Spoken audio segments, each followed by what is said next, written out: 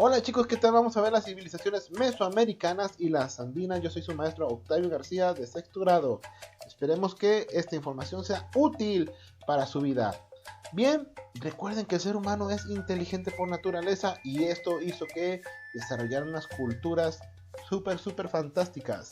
Las civilizaciones mesoamericanas, para su estudio lo vamos a dividir en tres partes: el clásico, preclásico, el clásico y el posclásico.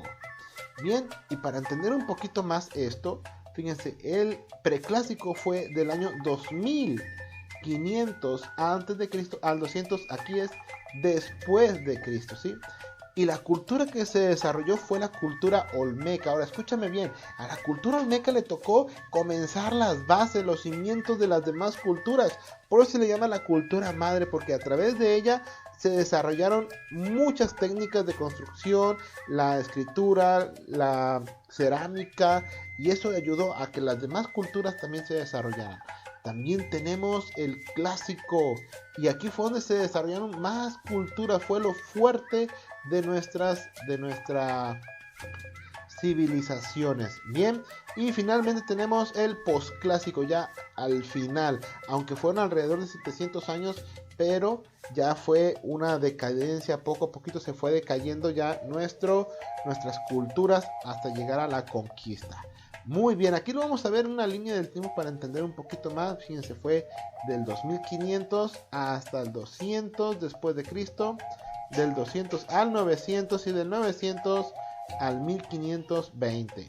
Bien, entonces vamos con la cultura olmeca, esa cultura fantástica que lo hizo todo posible, ¿sale? ¿Dónde se estableció? Bueno, vamos a ver dónde fue el lugar donde se estableció. Y ellos llegaron a Tres Zapotes, San Lorenzo y La Venta. Ahora, déjenme decirles que en ese tiempo ya había otras culturas en México, pero no desarrolladas, o sea, no tenían tanto avance. Había otros lugares como los Huachimontones aquí en Jalisco. En Colima también tenemos, creo que La Campana se llama el lugar. O sea, en varios lugares hay algunas señas de que hubo culturas. Pero la cultura olmeca ya se le llama cultura porque ya comenzaron a desarrollar un tipo de escritura, de lectura, comenzaron a crecer, a hacer centros ceremoniales. Y recuerden, fíjense, un tips de todas las culturas fue establecerse cerca de los ríos, cerca de algún río, y esto ayudaba porque traía el agua muy cerca de ellos, ¿verdad? Bien, como les decía, desarrollaron algunos centros ceremoniales como lugares de juegos de pelota. Algunos han visto cómo son esos juegos donde tienen un aro en una parte vertical, y también todo eso tiene que ver con cosas religiosas, cosas que ellos creían, sus creencias. Este es el lugar de los nichos. Fíjense, el lugar de los nichos, creo, si no me equivoco, tiene un parecido o tiene que ver con el calendario, porque son alrededor de 364 nichos lo que tiene, más el último serían 365 nichos. Ahora, la cultura olmeca desarrolló una escritura tipo lo que es los emoji ahora en nuestros celulares, ¿sí? Y también ellos escribían o hacían una figurita como una imagen, y esto representaba una idea, algo que querían expresar. Fíjense qué es lo que tenemos aquí, ¿verdad? Como, no sé si sea un dios o no sea, si sea un sacerdote olmeca. También desarrollaron un sistema de numeración a través de puntos y rayas. O sea que el puntito es el número 1, 2 puntitos, 2, 3 puntitos el número 3, 4 puntitos el número 4, y el 5 era una rayita. Y así se iban. El 6, una rayita y un puntito. El 7, una rayita y dos puntitos. Bueno, cuando llegaban al 20 le ponían aquí un tipo de conchita que parece como un 0. Fíjense, ellos idearon el 0. Entonces ya iban de 20 en 20. Muy bien, ¿qué les parece esta cultura? ¿Cómo fueron desarrollándose y creando una escritura? También desarrollaron un calendario, el que normalmente conocemos como calendario azteca, pero bueno, fueron los olmecas los que en un inicio lo desarrollaron. Y recuerden que su calendario, fíjense, era muy significativo porque también tenía los puntos cardinales, también algunas cuestiones religiosas de los cultivos.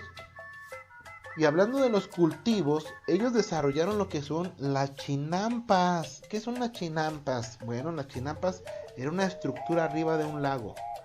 Observen aquí cómo ponían los palos. Puede ser carrizos, otates, maderas.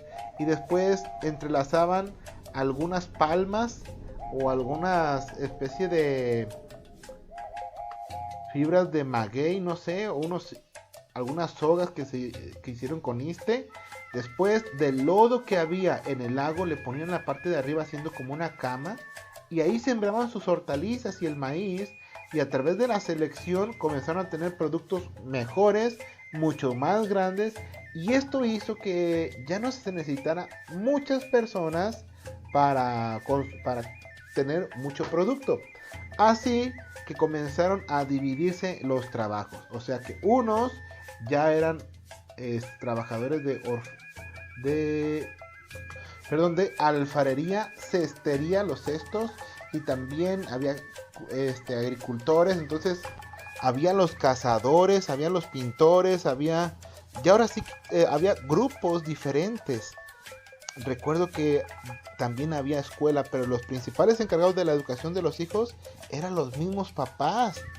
Y cuando los hijos no entendían, por decir, si la niña le ponían a coser alguna vestimenta y no entendía, ahora perezosa al trabajar, agarraban unas espinas de maguey y les picaban las manos.